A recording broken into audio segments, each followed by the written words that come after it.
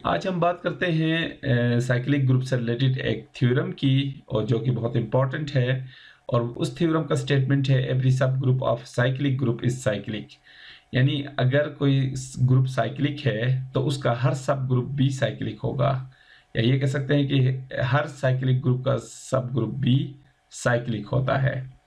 तो देखते हैं इसका प्रूफ। इस काम के लिए सबसे पहले हमने सपोज किया है कि जी एक साइक्लिक ग्रुप है, और साइक्लिक ग्रुप की डेफिनेशन ये है कि ऐसे ग्रुप को साइक्लिक कहते हैं जो किसी सिंगल एलिमेंट से जनरेट हो। तो चूंकि हम जी को साइक्लिक ग्रुप कह चुके हैं, तो इसका मतलब ये हुआ कि इसका कोई ना कोई जनरेटर भी होगा, यानी कोई सिंगल एलिमेंट जिससे ये ग्रुप जी जनरेट होता हो, तो उस एलिमेंट को हमने ए का नाम दिया है। यानी जी एक साइक्लिक ग्रुप है जो कि एलिमेंट ए से जनरेट हो रहा है, और एच हमने जी का एक सब ग्रुप लिया है। तो ये वो इंफॉर्मेशन थी जो हमारे स्टेटमेंट की रिक्वायरमेंट है, कि जिसमें एक हमने साइक्लिक ग्रुप कंसीडर किया जो किसी सिंगल एलिमेंट से जनरेट होता है, और उसका हमने एक सब ग्रुप कंसीडर किया है। और हमने अब ये साबित करना कि ये जो सब ग्रुप होगा एच, ये भी साइक्लिक होगा। ये हमारा टारगेट है। तो सबसे पहले बात करते हैं एच की। एच चूंकि जी का सब ग्रुप है, तो सब ग्रुप्स को हम दो कैटेगरीज में डिवाइड करते हैं, और वो है ट्रिवियल एंड नॉन ट्रिवियल। तो सबसे पहले अगर जो सब ग्रुप है अगर वो ट्रिवियल है, यानी उसके अंदर सिर्फ एक ही एलिमेंट है आइडेंटिटी, तो वो फिर साइक्लिक लाजमी तौर पे होगा, क्योंकि सब ग्रुप के अंदर एक ही एलिमेंट है ई, और उस एलिमेंट को हम ई से जनरेट कर सकते हैं, क्योंकि ई बराबर होता है ई पावर 1। यानी ई पावर 1 चूंकि ई के बराबर होता है, इसलिए हम कह सकते हैं कि ये सिंगल एलिमेंट इसी एलिमेंट से जनरेट हो सकता है। यानी इस एलिमेंट को ई के इंटीग्रल पावर में हम एक्सप्रेस कर सकते हैं।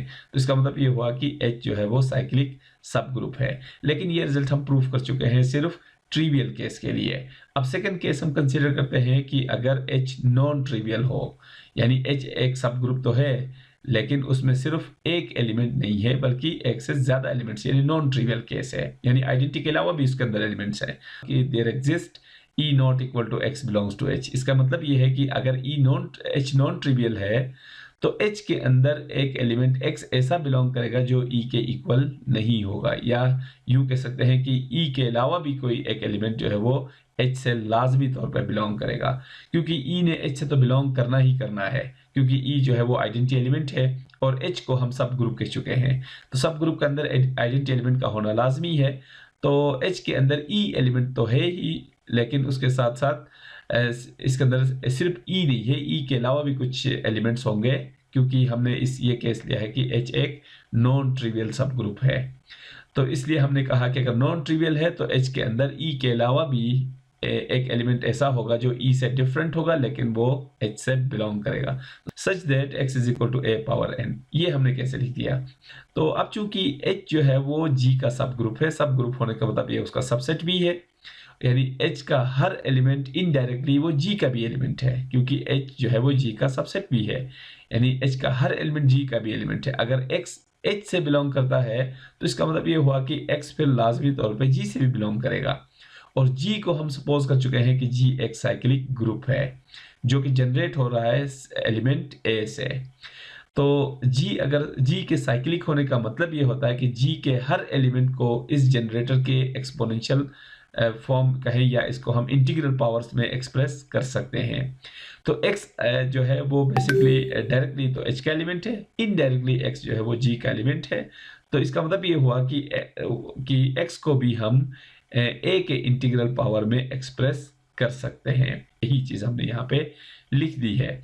लेकिन ये जो हमने आगे रिस्ट्रिक्शन लगाई है कि n जो है वो एक पॉजिटिव इंटीजर होगा, वो इस सेंस में है कि चूंकि g एक ग्रुप है, तो और x जो है वो एक कोई ना कोई इंटीग्रल पावर होगा।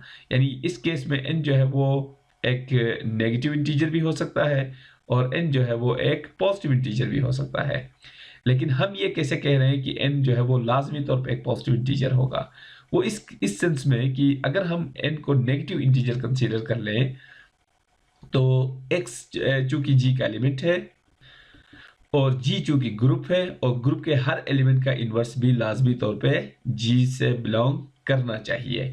अगर मैं ये कहता हूँ कि n जो है वो एक नेगेटिव इंटीजर है, यानी x जो है वो बेसिकली इक्वल है a पावर फॉर एग्जांपल -3 के, यानी इस तरह का कोई एलिमेंट है जिसका एक्सपोनेंट जो है वो नेगेटिव है, तब भी ये होगा कि अगर a पावर -3 जो है वो ये बिलोंग कर रहा है g से, तो फिर a पावर +3 भी लाजमी बिलोंग करना चाहिए g से, क्योंकि a पावर -3 g का एलिमेंट है, तो ये इसका इन्वर्स एलिमेंट है और ग्रुप के अंदर हर एलिमेंट का इन्वर्स लाजमी होता है। इसी तरह अगर n अगर पॉजिटिव होता तो हमारी बात तो बिल्कुल क्लियर थी, लेकिन अगर नेगेटिव हो तब भी एक पॉजिटिव इंटीग्रल पावर उसका लाजमी एग्जिस्ट करेगा।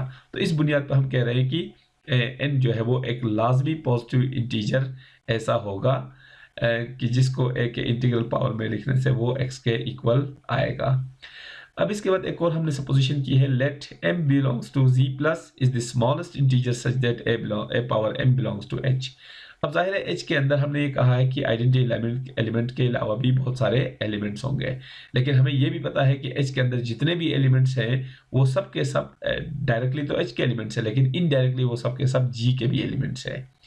यानी h के अंदर फॉर एग्जांपल अगर हम कहें कि h के अंदर एक एलिमेंट e तो लाजमी होगा, इसके अलावा for example h1, h2, h3 and so on, इस तरह बहुत सारे एलिमेंट्स हैं।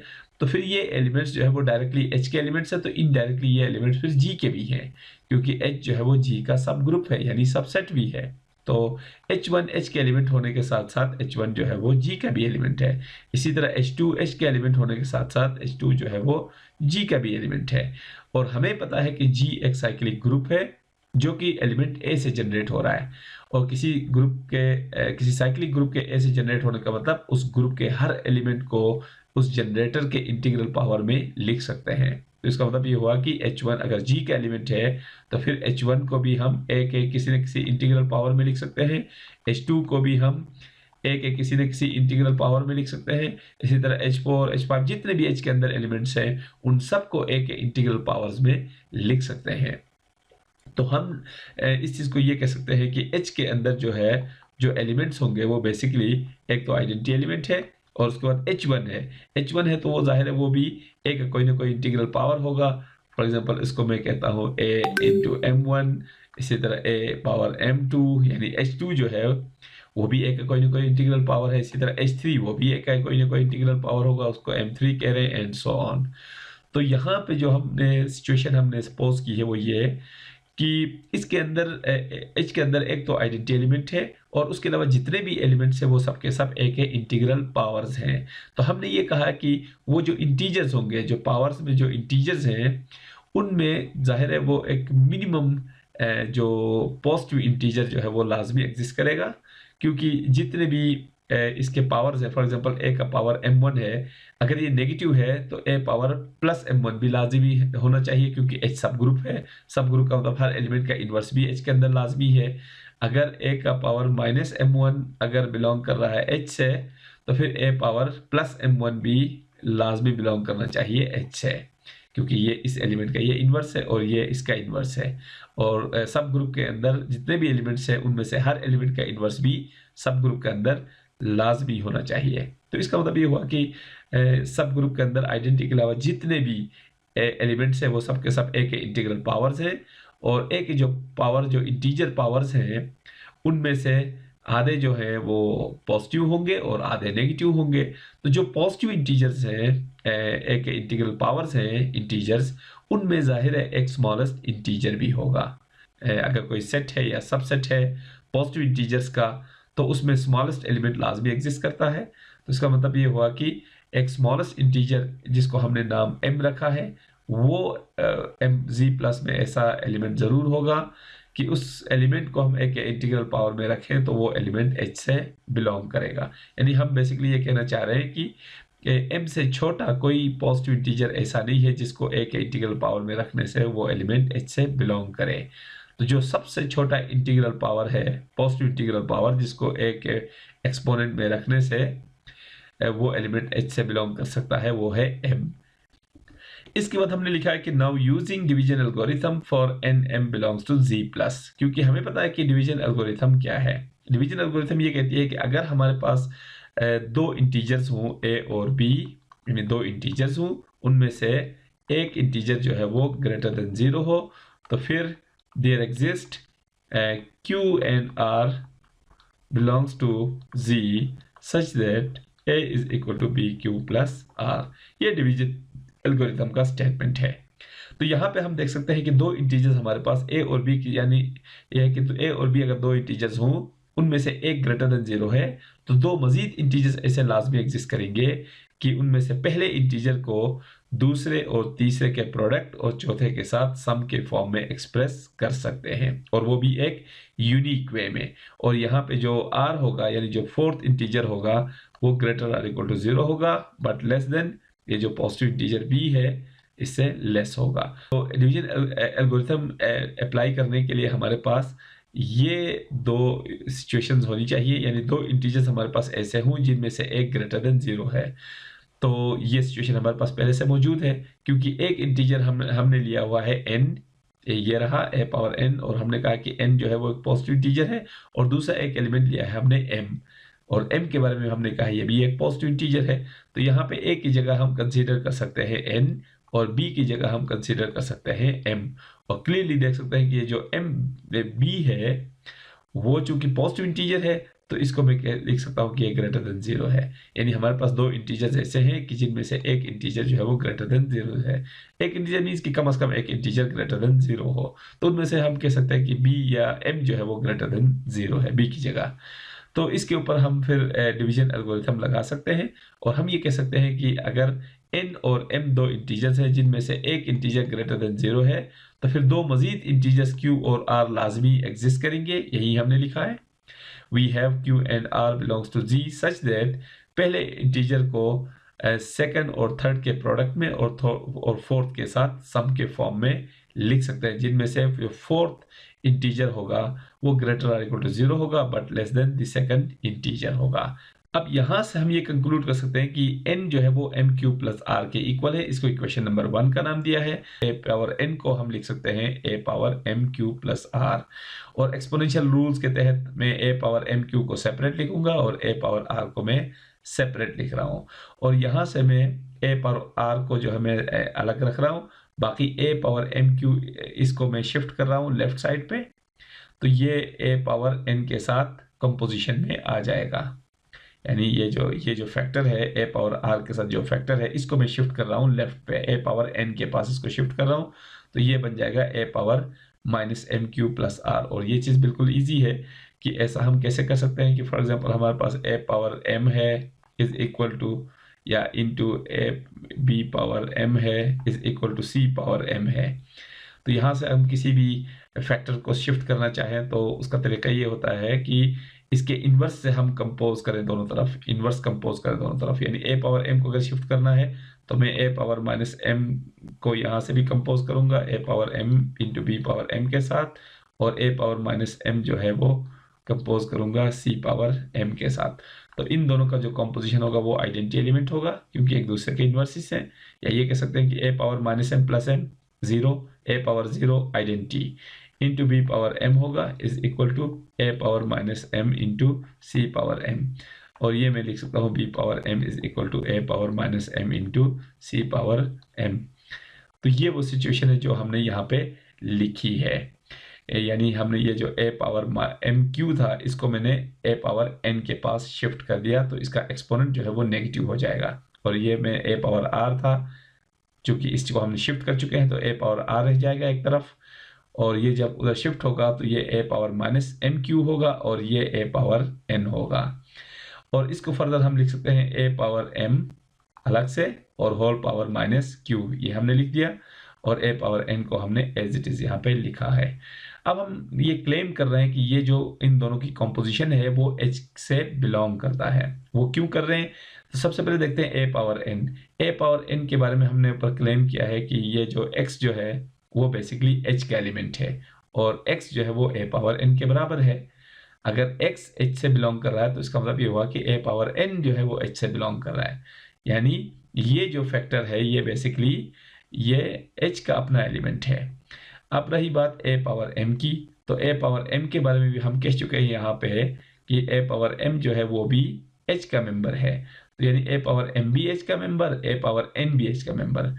अब हमें ये पता है कि h चूंकि सब ग्रुप है, और सब ग्रुप का मतलब ये है कि अगर एक एलिमेंट जो है वो बिलोंग करता है, कोई भी एक एलिमेंट सब ग्रुप से बिलोंग करता है, तो उस एलिमेंट का हर इंटीग्रल पावर b सब ग्रुप से बिलोंग करता है, क्योंकि एच के अंदर क्लोजर प्रॉपर्टी एग्जिस्ट करती है। एच चूंकि सब ग्रुप है तो उसके अंदर क्लोजर प्रॉपर्टी और इनवर्स प्रॉपर्टी एग्जिस्ट करती है।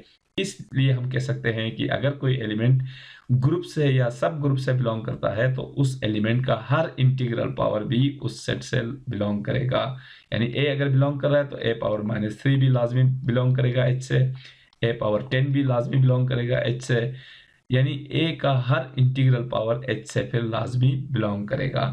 तो इसका मतलब ये हुआ कि ए पावर m चूंकि h से बिलोंग कर रहा है और q जो है वो एक इंटीजर है, -q भी एक इंटीजर होगा, तो a पावर m जो है h का एलिमेंट है, तो इसका जो इंटीग्रल पावर है ये भी लाजमी तौर पे h से बिलोंग करना चाहिए। यानी a पावर m h का एलिमेंट है तो ये जो इसका इंटीग्रल पावर है इसको भी लाजमी तौर पे h से बिलोंग करना चाहिए। अब ये एलिमेंट भी h का मेंबर, ये एलिमेंट भी h का मेंबर, तो ये दोनों h के एलिमेंट्स हैं, तो इन दोनों का जो कॉम्पोजिशन होगा वो भी h का मेंबर होना चाहिए क्योंकि h सब ग्रुप है और सब ग्रुप के अंदर क्लोजर प्रॉपर्टी होल्ड करती है। तो इस बुनियाद पे हम कह रहे हैं कि इन दोनों का जो कॉम्पोजिशन होगा वो h से बिलोंग करेगा। अब हमें पता है कि इन दोनों का composition basically a power r के इक्वल है। अगर इन दोनों की कंपोजिशन h से बिलोंग करे इसका मतलब है कि a पावर r जो है वो h से बिलोंग कर रहा है। और हमने इसके बाद ये लिखना था, ये हम डायरेक्ट कर चुके हैं, हम यहाँ पे ये भी लिख सकते हैं a power r must belongs to h। लेकिन हमने ये ऊपर ये क्लेम किया है शुरू में कि a का वो पॉजिटिव इंटीजर, सबसे छोटा पॉजिटिव इंटीजर जिसको a के पावर में रखने से वो h से बिलोंग करेगा वो तो m है। यानी m से छोटा कोई पॉजिटिव इंटीजर नहीं है जिसको a के पावर में रखने से वो एलिमेंट h से बिलोंग करे, क्योंकि हमने ये देखा है कि ये जो r है वो m से छोटा है, और जबकि ऊपर हम ये कह चुके हैं कि m से छोटा कोई एलिमेंट ऐसा इंटीजर नहीं हो सकता जिसको a के पावर में रखने से वो h से बिलोंग करे। तो r के लिए अब एक ही सिचुएशन है, r चूंकि m से लेस है इसलिए r के लिए सिर्फ ये पॉसिबिलिटी है कि वो इक्वल टू 0 हो, क्योंकि यहाँ पे ये लिखा हुआ कि r जो है वो ग्रेटर इक्वल टू 0 हो सकता है या लेस देन m होगा। तो m से अगर लेस है तो इसके लिए सिर्फ एक ही पॉसिबिलिटी है कि वो m से तो क्लियर कर लेस है और 0 या उससे ग्रेटर है, 0 के इक्वल है या 0 से ग्रेटर है, लेकिन m से कंफर्म लेस है। अगर m से लेस है और a पावर r h से बिलोंग कर रहा है तो इसका मतलब ये हुआ कि r सिर्फ और सिर्फ 0 हो सकता है।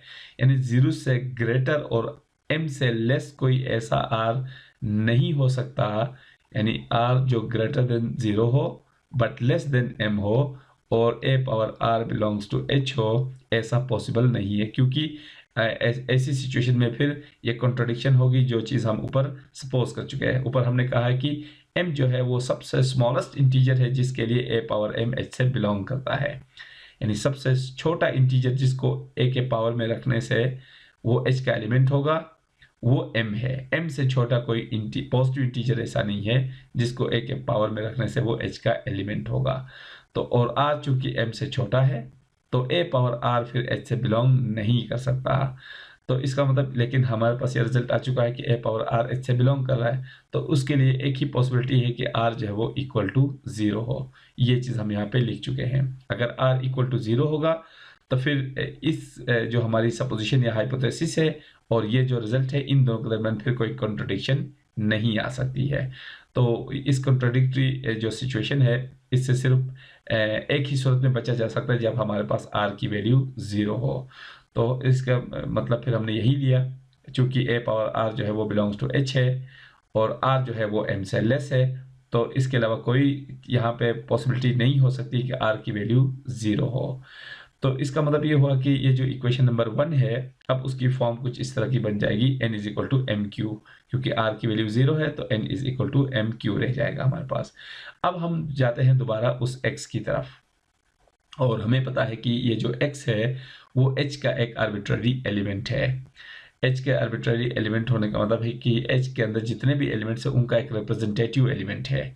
अगर हम ये साबित करते हैं कि x जो है उसको हम h के किसी एलिमेंट के इंटीग्रल पावर में लिख सकते हैं, तो उससे ये साबित हो जाएगा कि h का हर एलिमेंट h के ही किसी एलिमेंट के इंटीग्रल पावर में लिख सकते हैं। तो h का जो आर्बिट्ररी या जो रिप्रेजेंटेटिव एलिमेंट है x, और उसकी हम वैल्यू यहाँ पे कंसीडर करते हैं। x चूंकि बराबर है a पावर n के, और n की वैल्यू हम मालूम कर चुके हैं m क्यू, तो ये मैंने n की जगह लिखा है mq, और a पावर mq को मैं लिख सकता हूँ a power m whole power q। यहाँ हमने ये साबित कर दिया कि x जो कि h का एक आर्बिट्ररी एलिमेंट था, उसको हमने साबित कर दिया कि वो a पावर m का इंटीग्रल पावर है, और a पावर m का भी हमें पता है कि वो भी h का एलिमेंट है। तो इसका मतलब ये हुआ कि h के आर्बिट्ररी एलिमेंट को h के ही किसी एलिमेंट के इंटीग्रल पावर में लिखा जा सकता है। तो यही वो डेफिनेशन है साइक्लिक ग्रुप की, कि किसी सेट के या किसी ग्रुप के तमाम एलिमेंट्स को उसी सेट के किसी एलिमेंट के इंटीग्रल पावर में लिखा जा सके, तो वो ग्रुप साइक्लिक कहलाता है। और यहाँ पे हमने साबित कर दिया कि H का एक आर्बिट्ररी एलिमेंट था X, उस एलिमेंट को हमने H के ही किसी एलिमेंट के इंटीग्रल पावर में लिख दिया है। तो हम ये कंक्लूड कर सकते हैं कि H के हर एलिमेंट को H के ही किसी एलिमेंट के इंटीग्रल पावर में लिख सकते हैं, और वो एलिमेंट कौन सा है, a पावर m। और x चूंकि h का आर्बिट्ररी या रिप्रेजेंटेटिव एलिमेंट है, इसलिए जो रिजल्ट x के लिए ट्रू होगा वो रिजल्ट h के तमाम एलिमेंट्स के लिए ट्रू माना जाएगा। और चूंकि हम x को जो है वो h के ही किसी एलिमेंट के इंटीग्रल पावर में एक्सप्रेस कर चुके हैं, इसका मतलब ये हुआ कि h के हर एलिमेंट को हम a पावर m के इंटीग्रल पावर में एक्सप्रेस कर सकते हैं, यानी h को हम a पावर m से जनरेट कर सकते हैं, क्योंकि किसी ग्रुप के तमाम एलिमेंट्स को एक सिंगल एलिमेंट के इंटीग्रल पावर में अगर हम लिख सकें तो उस सिंगल एलिमेंट को हम जनरेटर कहते हैं। तो यहाँ पे वो role a power m play कर रहा है, इसलिए हम कह रहे हैं कि h जो है वो उसका एक जनरेटर है a पावर m, क्योंकि h के हर एलिमेंट को हम a पावर m के इंटीग्रल पावर में लिख सकते हैं। तो इसका मतलब ये हुआ कि h जो है वो साइक्लिक है।